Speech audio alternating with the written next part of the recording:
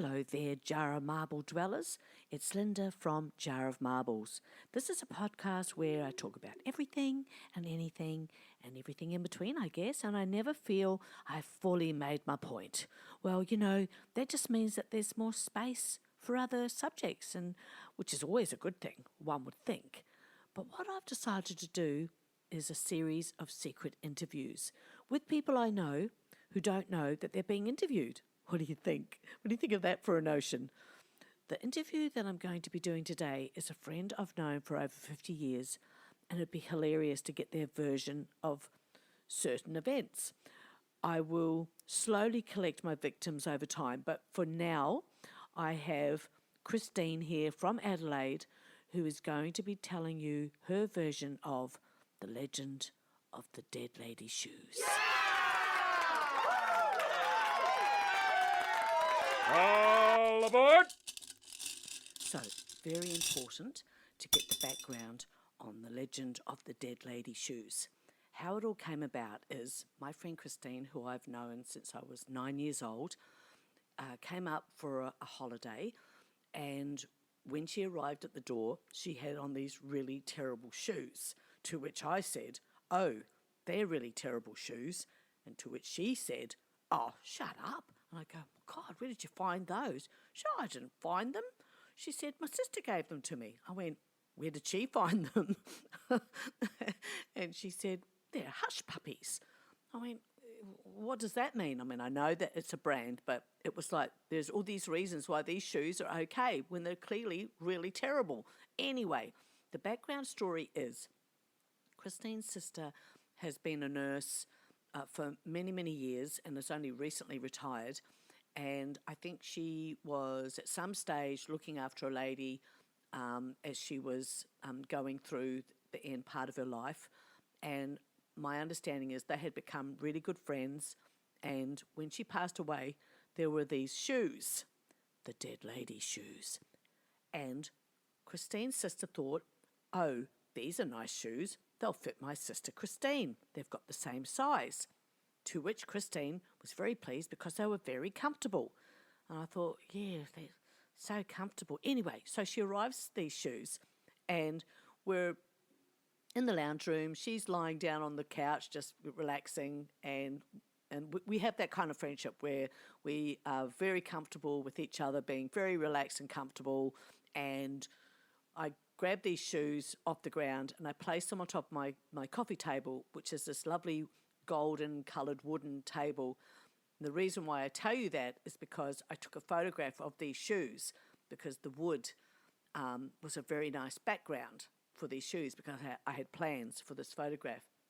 Little did I know that this was going to go on for many, many years, and even to this day it still goes on, that I saturate her Facebook page with the picture of these shoes and so title it with "The legend of the dead lady shoes live on," and then she would comment, "Oh, you bitch," to which I would, chuckle. And what made it even funnier was people that she knew, she lives in Adelaide, people she knew would say, what's with these shoes that constantly appear on your Facebook page? But it gets worse. I would also screenshot pictures of very terrible shoes. I mean, shoes that you don't ever see anybody wearing. And they wouldn't even be, you couldn't even call them clown shoes. They were just odd shoes, with mouths and teeth and weird heels, etc., odd colours, odd shapes, super big, thick soles. And I would screenshot them and then I'd crop them and I would put it up on her Facebook page with a comment that would say, "These would look really lovely with your summer shorts." Christene doesn't wear shorts. Or I would put up another pair and go, "These have got a lovely high heel. You'll be able to reach the top of the shelves," because she works at Woolies. So, but they would word it in such a way like this person might be serious because none of her friends know me. And then followed by the legend of the dead lady shoes picture. So I'm going to ask Christene to come and talk about this story. Now, Christene is just one of the most loveliest people you could hope to meet. She has this beautiful naivete, great sense of wonder and sense of humour, and probably one of the most kindest people I've ever known in my life. She is the sort of person that I could say, for example, which I am going to say, I'm just testing the levels on the recording situation I've got. Would you mind, say, telling the dead lady shoe your version of it? It's not that I want you to corroborate my story or anything like that, but my claim. But and just talk about it, and then if I can capture that, I just think that would be wonderful, because then I would send her a copy, and I know she'd just go, "Oh my God," and the reaction is everything. I mean, for example, many years ago, Christene and I both had holiday places down the south coast, down in Jiroa, and she would come down when she could. This is before she moved to Adelaide.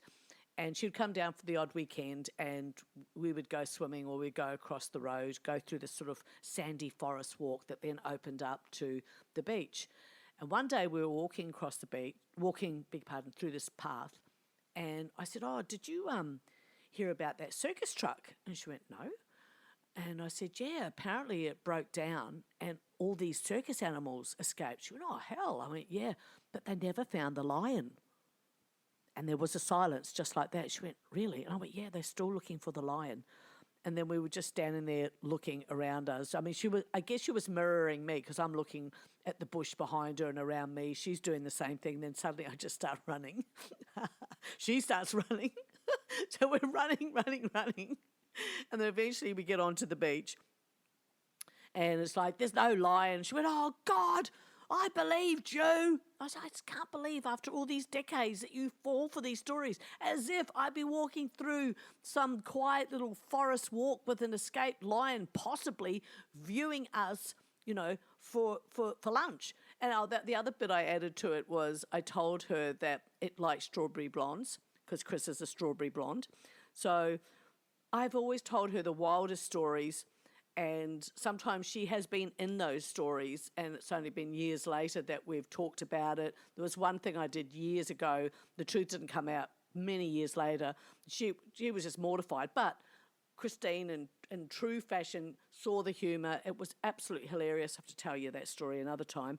But it's one of her wonderful qualities is that I'm able to be me, which sometimes means being a bit of a prankster, having a bit of fun, but the result is always heading towards having a really good laugh, having fun, and just escaping, how mundane life can be and how very serious things can be. And that's just not really me. So hopefully the recording will go well, and let's see what happens. Let's go. Christene, thanks for coming. Can you tell us how you got the dead lady shoes? Well, my sister Marie was caring for her friend. She's a nurse, and her friend was dying of cancer, and so she was with her till the end. And then when she was clearing out her house and her clothes and everything like that, she found these shoes, and she said, "These will fit you. You can have them." And they were comfy. Let me say. Describe those shoes. Oh, I don't know. Were they navy blue? I can't remember now. Brown. They were brown. Pictures of them. Oh, they're blue. Okay, let's just go with blue. Okay. They were blue shoes. That makes it worse. So, does your sister know about the legend? Well, I think she's seen pictures on Facebook, but she really hasn't made the comment. She doesn't know the legend of the dead lady's shoes, no. So tell the story, Chris, when you first arrived at my home. You come for a little bit of time out, for a little bit of holiday, and you arrived at the front door. And you said to me, "Where did you get those shoes?" "They're awful." I says, "They're not, they're comfy." You said, "No, they've got to go." So you went for a sleep, I did. and while you were sleeping, Yes, you took photos of my shoes, and for I don't know how long it's been, maybe 10 years. I've had shoes come up on my Facebook. okay, and also different styles of shoes Oh, yes, many different styles, some hilarious ones. that would go nice with your summer shorts. Yes, yes. So, do you think that the lady that passed away would be happy that her shoes live on? Oh, I think she'd be overwhelmed. Did you actually know her? Yeah. I had met her quite a few times. She was a really nice lady. So she'd probably think it was okay? Yeah, well, I don't know. She's Marie's friend, so probably not too much of a So, sense of humour. yeah, one Yeah. does need a good sense of humour. Yes. So what did we do with your shoes? I don't know. Did you throw them in the bin? We walked together to the Otto bin. Oh. I made you throw them. Oh, okay. Well, see, I don't even remember. And then you had other shoes on. I It wasn't did. like, I you know, did. wasn't like you were ever going to see those shoes again. So, do you think that has anyone actually said anything to you about? Oh, those yeah. shoes? Quite a few of my friends have asked me about them. What's the story about these dead lady's shoes? What do you say? Oh, my mad friend in Sydney has a thing about these shoes and won't let them go. I mean, put on Facebook page, you bitch, Yes, stop it. I know. Which that's. How many times have I told you to get rid of it and you won't? Well, I showed you on my phone in the, on the what do you call it, the desktop in the car. There's a picture of those I shoes. know, when I ring. There they Yeah, are. I There's know. those shoes. Hey, Christene, I really appreciate you coming in. I know this isn't your bag, but No, it's not. Thank you so much for coming in and just basically collaborating my story. Collaborating. Collaborating. Collaborating. Yes. Cooperating. It's Copopulating. LAB, so collaborating. But the collaborating, we're doing it together. It's more no, it's another word. It's another C word. Is it? Yeah, it's not. We are collaborating now, but you are basically confirming that I did not make up that story. No, you didn't make it up. It's There very are true. other stories, aren't there? Oh, there's lots of Lots stories. of stories, but I wanted to get the dead lady story up because it's just been going on for so long that it was about time. Yeah. And Christene, thank you so much. I know you've flown in from Adelaide just to do this. And thank you so much. You're welcome. So that was the legend of the dead lady's shoes. Christene did really, really well. She thought she was helping me out with levels, and I couldn't be on another microphone because she would have been really suspicious. So I hope it wasn't hard to listen to. But the fact that I managed to get her in front of a microphone while I just asked her to confirm the story, tell her side of the story, and it was just a lot of fun. And we'd been talking before about a few of our little, fun things that we did when we were kids and when we were teenagers, etc. And there were a couple of things that Christene said that she had utterly forgotten. And I thought, isn't it interesting that we, as individually, I have just loved that story because over the years I have been a bit of a menace by sending her lots of pictures of these shoes, just the same pair of shoes, and I'll put on it, say, the legend of the dead lady shoes live on, and I would made that her picture in my contacts in the phone, so when those shoes come up, I know it's Christene calling me. So it's been very alive in my mind. Meanwhile, I didn't really take into consideration that Christene hadn't given any of it a second thought, and that it was only me that was enjoying it, having a great old time, and thought, I'm going to share this with the universe. I have no regrets. I don't know how I'm actually going to do secret interviews moving forward because it's kind of obvious what I'm doing. The only way this would actually work was to choose a person who was just happy to talk and had a very clear memory about what I'm talking about. But as we went on with that interview with Christene, it was so good of her to do that. And I think for me, as I said before, it was just something that has been very strongly on my mind over the years because I am the perpetrator, I guess, the instigator, the doer. And the sad fact is seems to be only me that's having a good time.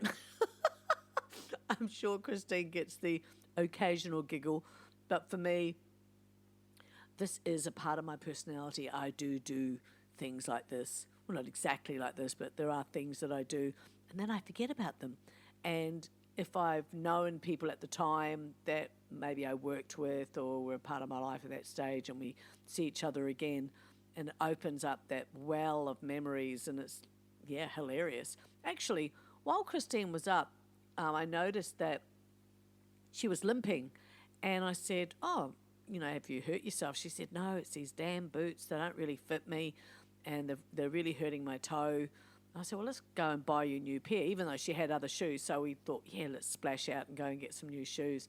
And after she liked these shoes so much and they're so comfortable, the new ones she got, we decided that we would just leave the shoes on the counter in a food shop, just in case someone needed shoes. They could go, "Oh, they're my size." And it could be someone who have some nice warm boots for winter. Christine thought that was a bit odd. But to me, I think, hell, why not? We could throw them in a bag and donate them, but someone could be walking through thinking, "Geez, I wish I had some really nice black ankle boots, but I can't really afford them, size 7." And there they are right next to the Cocoa Pops. I think that'd be very, very cool. With a note, enjoy and you're welcome. But so that was the first little outing that we had. We went out that day and it was really nice, and a couple of very odd things happened when we were out and about.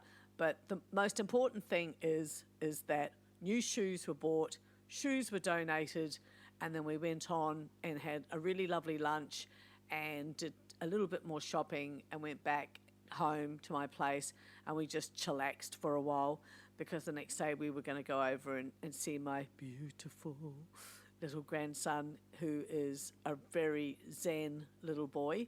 And people go, "Oh, that'll change." Don't you just hate that people will that and wish that on you because they've had shithouse experiences that, well, then you must too. So you know what? I don't think that I will. I think that if you're even-tempered and you are fun and you're kind and you've got boundaries in place, I think you're going to have a pretty nice experience. Anyway, moving on. Well, folks, that was the legend of the dead lady shoes. I could hardly sleep last night thinking, who will be my next victim? And, I have got a few people in mind. So you'll have to excuse me. It's probably going to be a little bit spasmodic over time until I can, get a little thing going. But it turns out it's really challenging to interview someone without them actually knowing that you're interviewing them. I just love the concept. I just like the idea of it. I will work this out. It's going to probably start off a bit shoddy, but I'm telling you now, I will work it out. There are a few shoe stories, but one that does come to mind. One time I noticed in a parking station where I used to park every day, 5 days a week for work, and I noticed that there were these window sills as you would walk down all the levels to get down to the ground. And this particular day, I decided to grab I grabbed a pair of my husband's shoes because I know that he wouldn't wear them anymore and they didn't really fit him. And I put some dirt in them and some succulents, and I left them on a windowsill so that when people were walking down the stairs, they would have this lovely little garden to look at. And then over time it started to grow. Somebody left just one stiletto lying on the stairs. So I thought, I'll put that as a part of the display. Put some dirt in them and a couple of little succulents from my garden, little geranium stalk, because, they'll grow anywhere. And it just looked really beautiful. And in the end, I thought, it's missing a tea light and perhaps a little ornament, a little angel ornament. I grabbed that out of my garden and stuck that in the windowsill. And as it was, there was a little bit of feedback starting to buzz around, like, have you seen that neat little garden that someone's gone to the trouble with in the parking station? I never told anybody that I did it. I just walked down the stairs with a bit of a smile on my face. And this particular day, I was walking to work and I noticed my angel had been stolen. Didn't take the nice shoe with the dirt and the succulents in it, but took the angel. So I got a sign, stuck it up there. Give me my angel back. They never did. They never did return it. But, I just like the idea that it gives some people out there that I will never know or meet something to talk about. They will never ever find out who it was. Not that anyone would particularly want to. But I have done this sort of thing all my life. And it's just great to have this medium in order to go, oh yeah, I remember this time. Anyway, I hope you don't think any less of me. I hope that you enjoy it and see it for what it is, which is just a harmless giggle. You know what? For what it was, I think it actually turned out really well, considering Christene does not like any kind of microphone situation. But she did actually say she was surprised how her voice sounded better than what she expected, which was kind of nice. It was just near impossible to try and interview somebody with only one microphone, because I was, after all, just asking her to, help me while I was testing, sound levels, and just got her talking about, the legend of the dead lady's shoes. But however, I don't regret it, because it's a little bit of posterity. It's something that is still ongoing. Every now and then I get a bit of an itch and I have to start, flooding her Facebook page with pictures of the dead lady's shoes. And it's a bit of a giggle, because it's just really been going on for too long now, so I don't know what that says about me. But anyway, it's all good for a bit of a laugh, and I'm always looking for different ways just to enhance situations, and sometimes it comes without any planning whatsoever, and other times I have thought about it, and I do like to do fun things. But anyway, really got to go. Thank you so much for popping by. I really appreciate it. It's been rather heavenly, if I don't say so myself. Say good day to the family and the cat for me, and I'll see you again soon, I hope. Okay, bye.